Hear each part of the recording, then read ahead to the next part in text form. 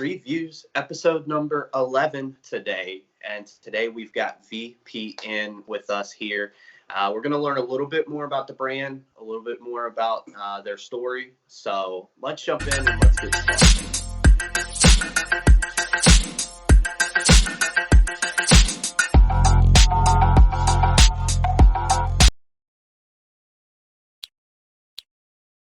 All right, sir, the floor is yours. If you want to tell everybody on a personal level a little bit about yourself and start from there. Yeah, my name is Anthony Tyre, one of the co-founders of VPN. Virtually Perfect Nutrition is what it stands for if people don't know. And a little bit about myself is kind of how I got into, I guess, where VPN is today. Gaming's really always been an interest. Esports, I played traditional sports growing up, mostly baseball. And at a certain point, once I started to get into esports and, kind of the competitive gaming scene, that was right around the time where I got involved with gummy manufacturing. And that was actually, so kind of from marketing, which is what I studied in school, kind of made my transition into that industry. And throughout my master's program that I was in at Cal State Fullerton, my thesis was actually on competitive gaming comparing to traditional sports, and just kind of looking at the esports landscape and how parts of it mirror traditional sports, where it differs, where it's the same. And then the tie-in was just to kind of provide the same sort of nutritional supplement that you would see in a traditional sports aspect, but for the gaming and esports side. So yeah, that's kind of a little bit of background there of where kind of the transition from, my educational background into VPN and kind of how it came about, and creating the formulation with my brother from sports nutrition side with the gaming side, and kind of marrying the two into one product. Awesome. Yeah, cool background there. Awesome, man. So, all right, now let's jump into the brand itself. Let's talk about that. The name. Let's touch on that. Where did the name come from? Yeah, so the name is a little bit of a play on, obviously, the fact that VPN, is tied in with computers, internet, that sort of thing. And Virtually Perfect Nutrition happened to be a good fit to be able to tie in that play on words there. Yeah. Not to mention, our kind of standpoint from a formulation and ingredient and manufacturing perspective is all about trying to get it as close to, a perfect supplement for what we're trying to do, right, and what we're trying to, promote with our product. So it kind of went along, especially the fact that they're called megabytes, right, kind of ties in again with that computer standpoint. And then, the gummy is a bite itself. So it kind of all worked together, and, it was also an idea for, future iterations of whatever product we would come out with, to be able to kind of carry that on and say, megabyte, terabyte, something like that along those lines. An improved version or different formulation, things like that. Yeah, that's awesome. I like how it all kind of ties together, because nowadays, I mean, we deal with like supplement brands, and you have like a name of something and then a name of another something, and they don't even it's like the Hulk and I don't know, a ghost. I mean, it's like two different off the wall things, and they don't even go together. So I really like the streamline effect there. Yeah, that's pretty neat. Cool. So I think you may have touched on this briefly, but we'll revisit the reason for starting. Yeah, the main reason for starting was, so when we were able to kind of go to conventions, and kind of previously to even when we launched, really all you kind of saw on the market was mostly caffeinated products that are promoting their kind of energy drinks or whatever they're doing, right? So the idea was to formulate something that wasn't on the market, that put the ingredients and the quality at a forefront, not only just from a formulation standpoint, but also, from the manufacturing side as well.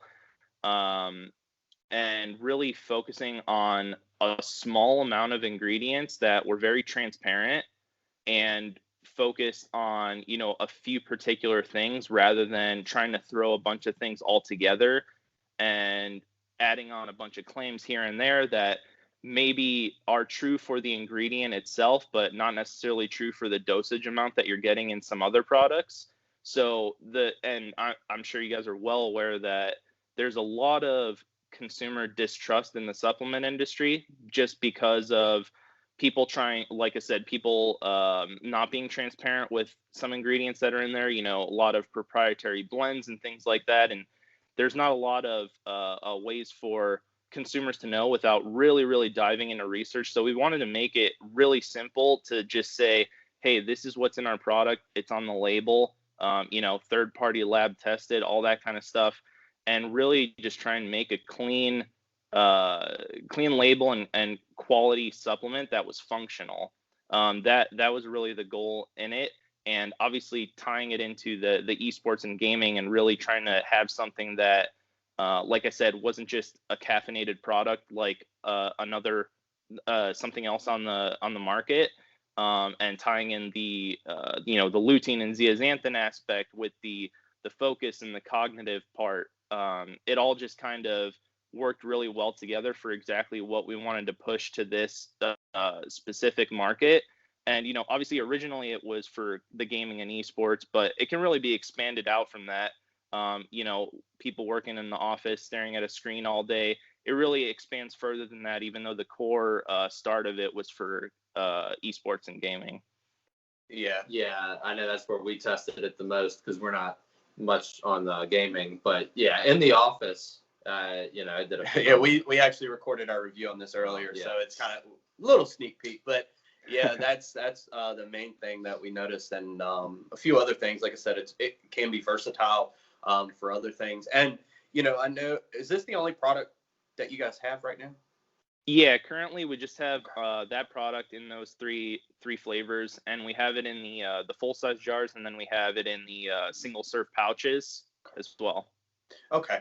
I don't know if you can touch. I'm not much, but I know one thing that we had talked about. If you did try and include more ingredients, would that mess up the fact that it's a gummy, or is it harder to include more ingredients in that? I'm not really sure how that would work, or if you can answer that. Yeah, there's definitely a possibility. So the way it works with gummies is, because there are certain size, it's a little bit different than powders, where it's kind of more, or capsules where you can kind of pack more into one thing.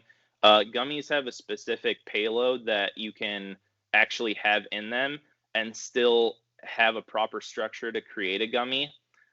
So like, for example, since our gummies are pectin based, right, you need to have the right ratio of sugars to create that gummy structure. And if you try and put too much of an active payload into a gummy, then it won't necessarily set the way you want it to.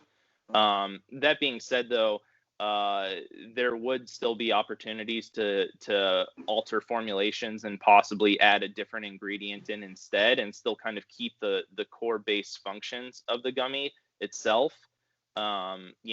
That's always a good project for our R&D to be able to figure that stuff out. So, but it's definitely been stuff that we've been talking about internally, as far as like I said, altering some formulations and maybe focusing on something else for a new one, as well as trying to work on different flavors too to come out with in the future as well.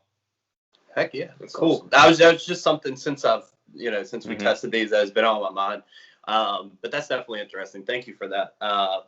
Now, since these are the only current products, and you kind of touched on, there are some talks about other things going on.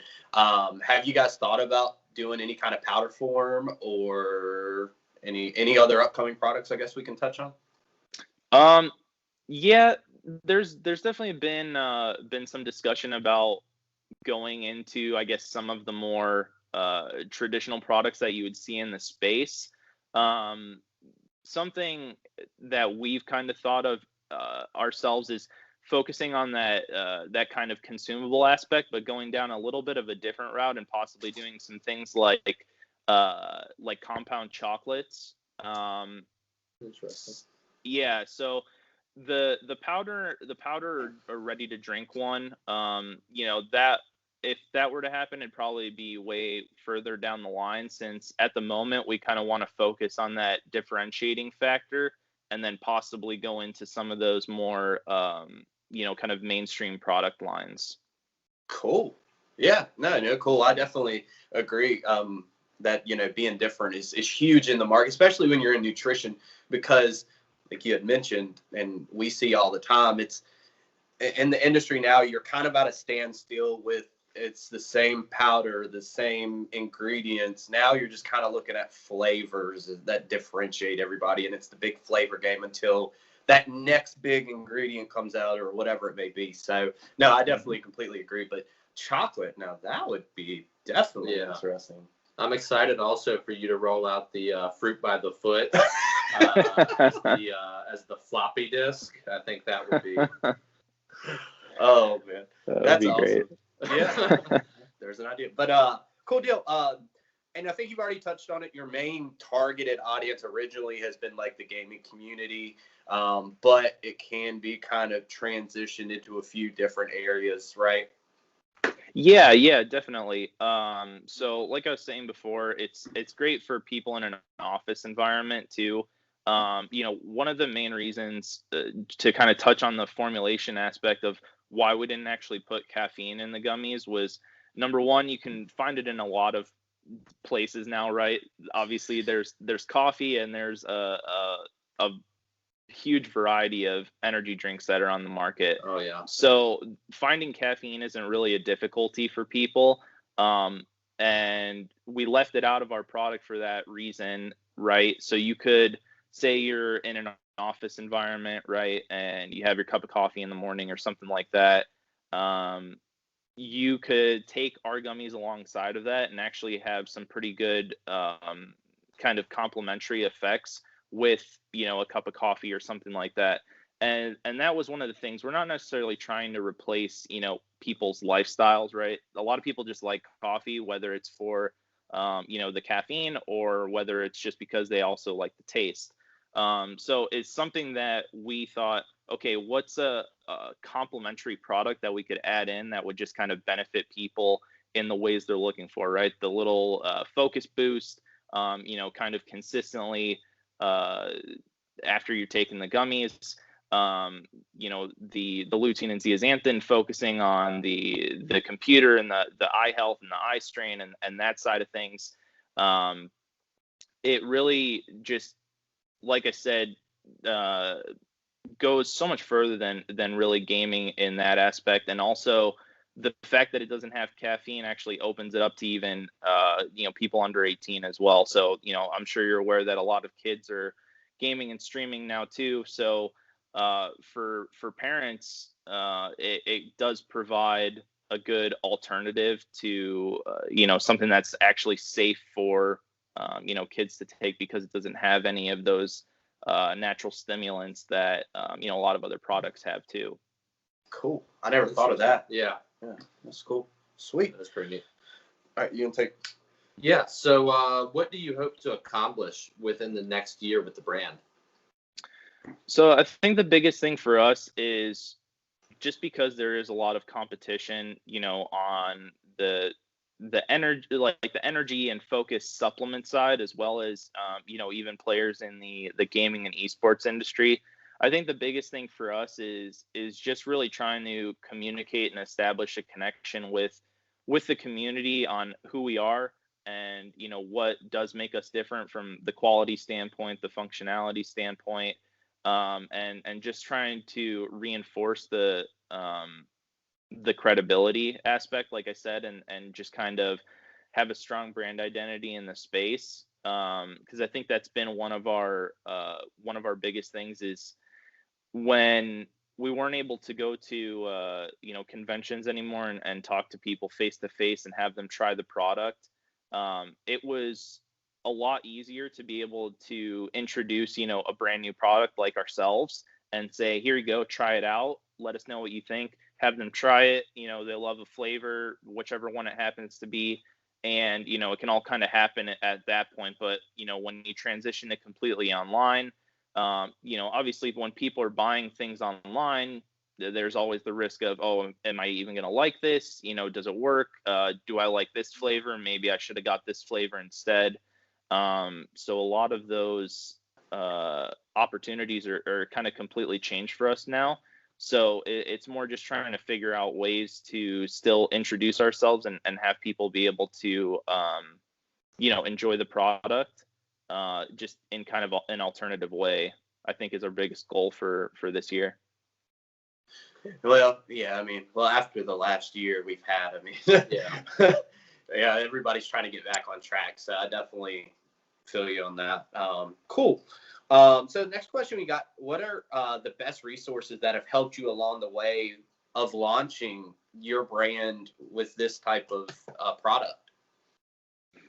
Yeah, I think that, obviously a huge help was the fact that when we went through the formulation process, going from the sports nutrition side was a huge benefit as far as a resource coming from, my brother's side of it, and being able to figure out the right ratios and, working together and looking at the research that goes into what makes the ingredients we put in functional. So just kind of, I guess, just industry resources in general. And, both of us coming from, the educational research background and, being able to look at what ingredients have good data on it, using branded ingredients over standard ingredients and why that is so much more of a benefit.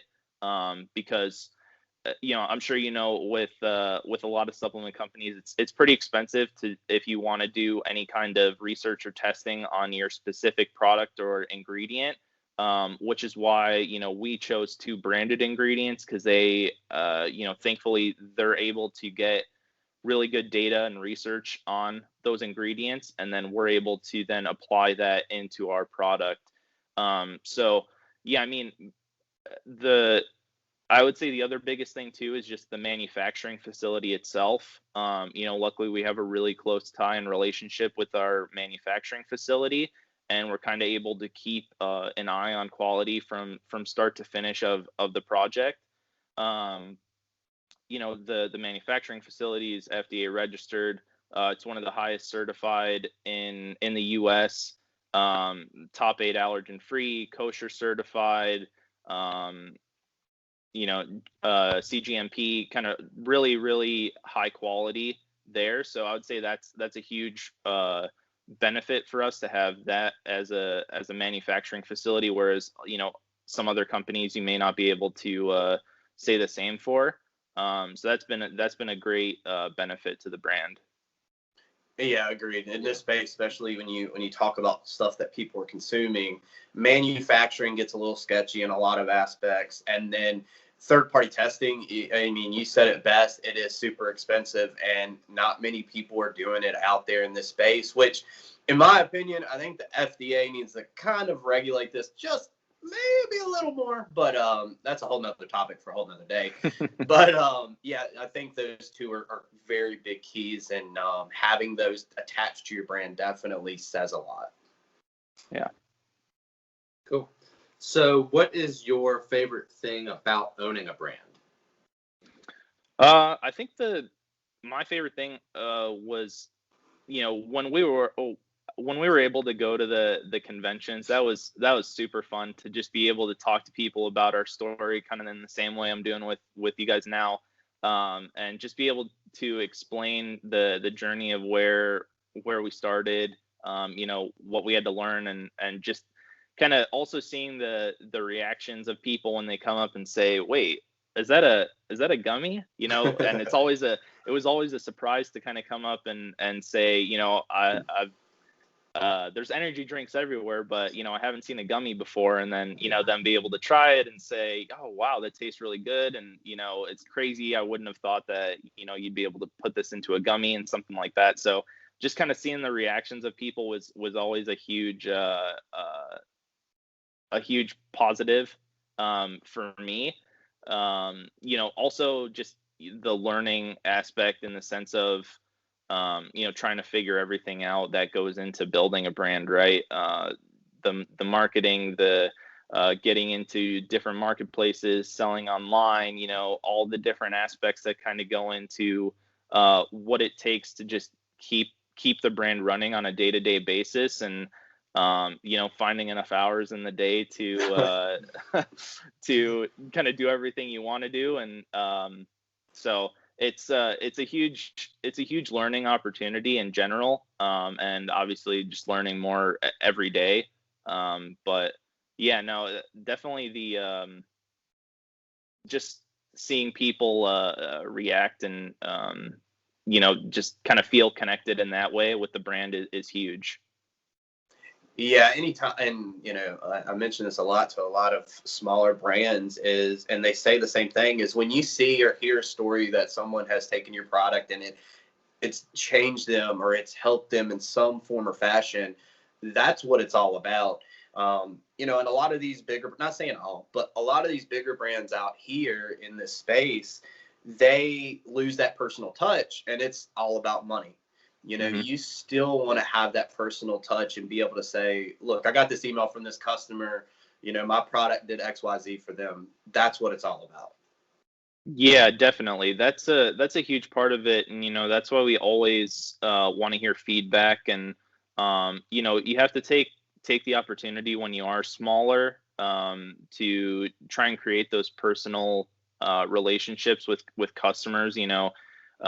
Like I said, somebody buys your product and, you reach out to them and you can say, put in a personal note in their order or something like that. And just kind of really establish the fact that, as a small brand, every customer means so much, right? And, every review and every piece of feedback is critical to how you move forward and how you kind of take the next step from being a small brand to a medium-sized brand, right? And then trying to carry those values over from when you were smaller. And it is difficult, but it's critical nonetheless to like I said, be able to keep those personal relationships with the customer base. Yeah. Like I said, handwritten notes or typed out that aren't just generic. Those things definitely do mean a lot. And the cool thing is when you see a brand go from kind of small to medium, like you'd said, that it doesn't stop. It transitions to that point and you keep it, because I think once your customer sees that it's no longer there, you may lose that one because they are coming for that personal touch from that small kind of business. It gives you that, like, if you're from a small town, give you that small town kind of feel. Everybody knows everybody. They know your name, things like that. So definitely agree with you 100%. Mm-hmm. All right. So what we got here, what inspires you and brings out your best ideas? I think for me, it's just kind of looking at the creative landscape in general, right? Like just kind of looking at what's going on in the space, doing a lot of, I guess, research on the industry in general, and just seeing like something pop up randomly and be like, oh, that's a good idea right there. Maybe we can do something with that. And I'm just a big fan of just taking in as much as possible. Whether it's research on different ingredients or what small conventions are going on, or what can we do to really just kind of tie in something current that's happening with the brand, right?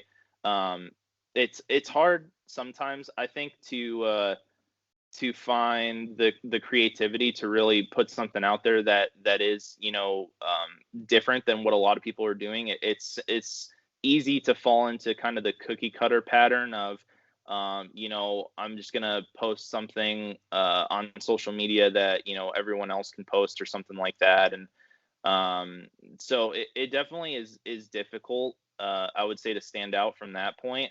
But I think it's it is part of like a journey of collaboration too, in the same way that we were able to connect. I think that's an important aspect too of being able to bounce ideas off of other people who are involved in the same industry as you.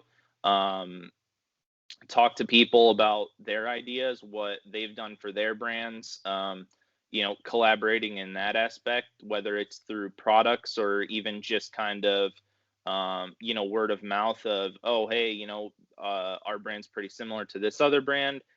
Maybe we should just do a collaborative effort and, work something out to try and benefit both of our communities and audiences. So I think that's a huge part is just talking to people who are in the same space as you. That's huge. I agree 100%. I say this a lot to a lot of people in this space or in general that I talk to.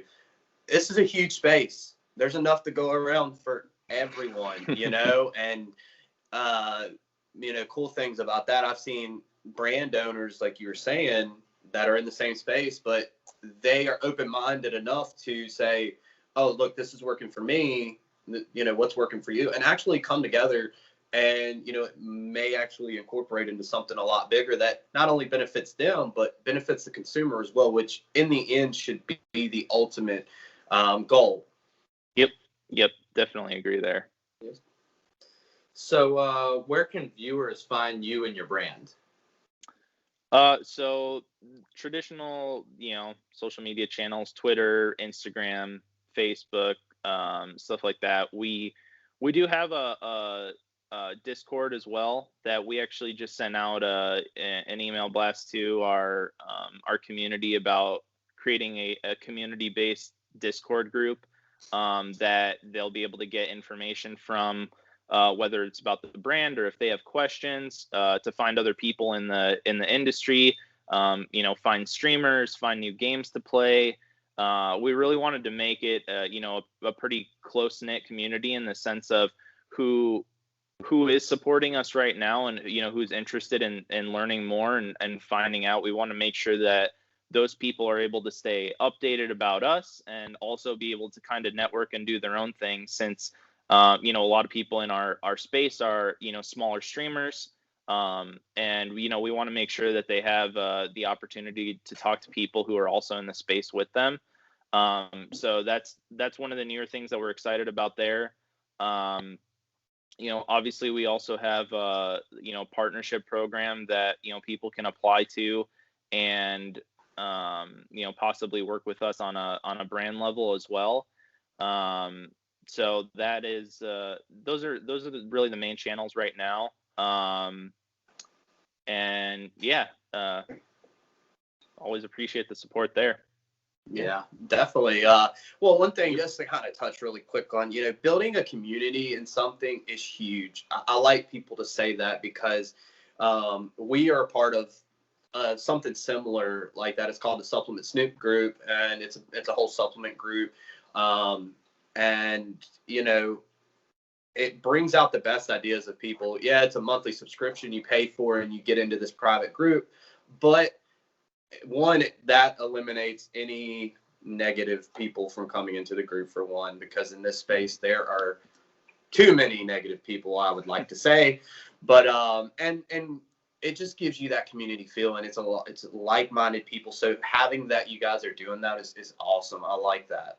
Yeah, you're also probably the only supplement company on Discord.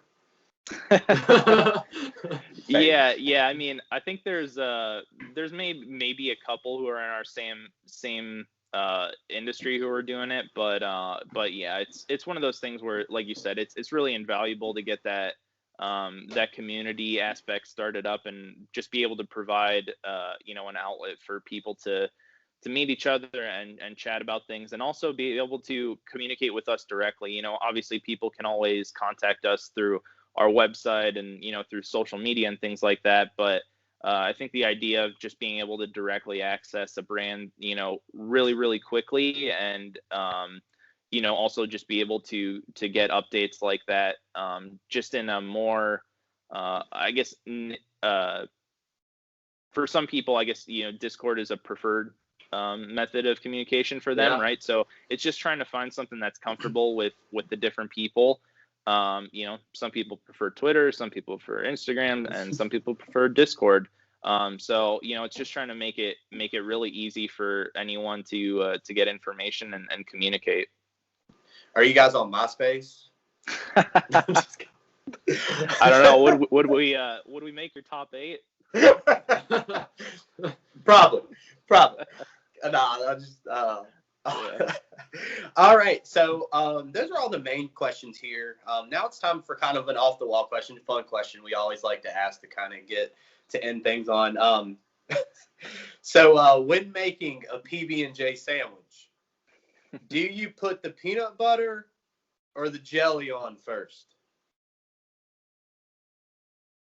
I want to say I put the peanut butter on first. Because I think it's all about having the perfect ratio, right? So I think for some reason in my mind I'm able to base the jelly ratio off the peanut butter better. But obviously it's just it's a personal preference there. I think that's the right way to do it. Yeah, you put the peanut butter across the bread, and then you put the jelly maybe like a centimeter inside of the crust. That way you create a seal around it. That way when you eat it, it doesn't just fall out. I've actually heard of some people doing so. Instead of putting all your peanut butter on one side, you actually split your amount in half, right? And do peanut butter on both sides. And then, like you were saying, you kind of seal the jelly in the middle. That's the way to do it. I feel like those kids were like beat or something. Nah. Because I do like. Yeah, beat when my dad told me I was wasting jelly. He'd be like, dude, you better pick it up off the floor and eat that. Well, that's probably what the people who made Uncrustables, right? Don't Uncrustables have the jelly kind of in the middle and the peanut butter surrounding it? Yeah, that's the routine they've got. I guess. Well, yeah, but I've always been like a jelly first kind of guy. No. Why not? Well, you just have soggy bread. I was gonna say, it depends on if you're toasting your bread or not. Because if you're not toasting your bread, then the jelly's on there the whole time you're putting peanut butter on. Yeah, you're making a mess. But I think that's where the habit started. Is I'd eat toast. I started eating toast young with jelly, and not peanut butter. So that's where my theory. It's all scientific, man. You got to understand. I gave a scientific explanation. Mine was too. Mine was psychology. It wasn't a good example. All right, true. Nah. All right. So yeah, that's just a fun way to end things. One last thing we do always like to ask before we kind of wrap things up is there anything that we didn't ask you that you feel you'd like to touch on for the viewers or anyone else watching? Yeah, I mean, I would say, I did touch on it, but obviously it's just kind of the big point for us is, when a new product pops up on the market, and not just saying that because we are, but it's always important to give the smaller brands a chance, and really see if whatever kind of new products are coming out, if those work better for you than some of the other stuff that exists on the market right now. Always look into the ingredients, always make sure you're reading labels, looking into as much as you can to really kind of differentiate in the mind as someone who's buying a product to say, I want to know more about this brand in general and how they do things. And with the big brands, sometimes it's difficult to find out information. And when a brand is smaller, take the opportunity as a customer to reach out. You're going to be a lot more likely in some cases to be able to get answers that you might not be able to get from a bigger brand in the space. So that's definitely a big part of it, and just the education part of it. And like I said, just reading and learning as much as you can about the stuff that's out there right now. Yeah, I agree 100%. And one thing I say a lot since I've been doing this for 3-4 years, whatever it is now, but a lot of times now, small brands are doing it right. Not all, but a lot of them are doing it the right way. And you have a lot of these big brands out here who have been successful through cutting corners, taking shortcuts, things that may impact health. That's why when I talk about the FDA needs to really crack down in a lot of ways when it comes to supplements, they really need to look at that because we're so lenient with things and people are consuming these things. So in my theory, it should be important, just like medical, So. Oh yeah, exactly. That's what I meant too from the ingredient standpoint, right? And being transparent on that side of it. You can look up for our product and say, all right, well, how much lutein and zeaxanthin do I actually need to take for it to work, right? Or how much alpha GPC is important, to take in a daily supplement. And you can see that the dosages that we put in there are straight from the data that, are for those branded ingredients, right? It doesn't really make any sense to say, alpha GPC works and then, we only put a fraction of what's actually needed or from the study, right? It doesn't really make any sense to do that. And like you said, it's a tactic that other brands have used to kind of cut corners and give those same claims for the ingredients, but not actually give consumers the functional dosage that's needed for it to work. Agreed. Yeah. So definitely a good add in there. That's all that I had for today. I do want to though add in, we're going to put everything in the description where you can find VPN. So, and if you can't get in touch with them, get in touch with us. We'll get you in touch with them. We'll get you some way in touch with them if you need to. We'll put all that down in the description. That's all that I had. Do you have anything? Anthony, did you have anything you wanted to add? No, just thank you for the opportunity. Glad to be able to talk about this kind of thing. Like I said, it's huge for us to be able to chat about how we started, why we ended up where we're at, what went into everything. We always love to, like I said, just educate and chat, whether it's with someone else who's in the same space as us or just a customer reaching out for more information. So it's always a pleasure to be able to speak on that. Definitely. And we will be looking to do some more content with brand owners and different people in the space and maybe bringing them together on something like this to where we talk about topics within the space and get everybody's opinion, whether we agree or disagree. But it's good to hear that. So we'll definitely circle back and see if that's something you guys are interested in and go from there. But I do want to thank you for definitely taking time and jumping on with us today. We appreciate it. Yeah, definitely. I appreciate it as well. And, we got some good first order discounts out there too for anyone wanting to try the product and, 30-day satisfaction guarantee, all that good stuff. So we want to make sure people try us out and, they like what they're trying. So definitely appreciate the opportunity to chat with you guys today. All right, Anthony. Well, we appreciate it. We'll be in touch later and go from there, buddy. All right. Sounds great. Thank you. All right. See you, man.